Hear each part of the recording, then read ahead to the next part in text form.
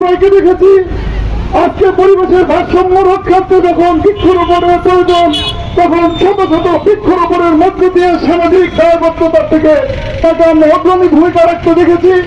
আমরা আশিকুল ইসলাম সরোয়ারকে দেখেছি, তিনি শত শত কিশোর কিশোরী এবং ছাত্রছাত্রীদেরকে নৈতিকতার শিক্ষা দেওয়ার জন্য অগ্রণী ভূমিকা পালন করছেন। আমরা সেই আশিকুল ইসলাম সরোয়ার ইজ্জত রক্ষার্থে আজকে রাত বনে দাঁড়িয়েছি।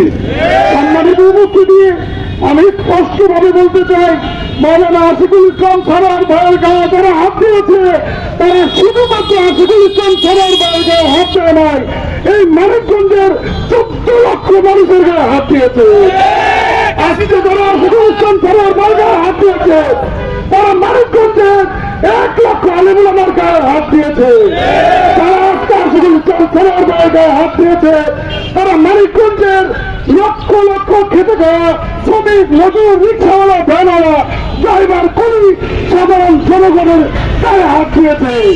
সম্মানিত উপস্থিতি, আজকের এই প্রতিবাদ সমাবেশ থেকে আমি একটি কথা জোরালোভাবে বলতে চাই, মানিকগঞ্জের কোন বসবাসকারী আর কোন সন্ত্রাসী, কোন নেশাখোর, কোন দুষ্কৃতিকারী ভবিষ্যতে যদি কোন আলেমুল আমার গায়ে হাত তুলে তার হাত ভেঙে দেওয়া হবে, মানিকগঞ্জ থেকে বিতাড়িত করা হবে।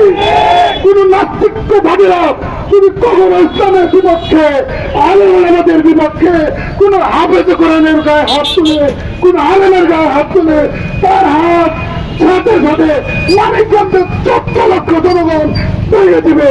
আমি আগামী দিনে আপনাদের সকলকে সম্মানিত আলেমে দিনদের ইজ্জত রক্ষাতে, কোরআনের ইজ্জত রক্ষাতে, হাদিসের ইজ্জত রক্ষাতে, ইসলাম প্রতিষ্ঠার জন্য সকলকে আগামী দিনে সমস্ত আন্দোলন সংগ্রামে ঐক্যবদ্ধ থাকার জন্য অনুরোধ জানিয়ে আমি আমার বক্তব্য শেষ করছি।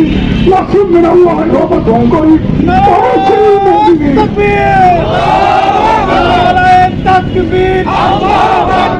আলমের উপর হামলা কেন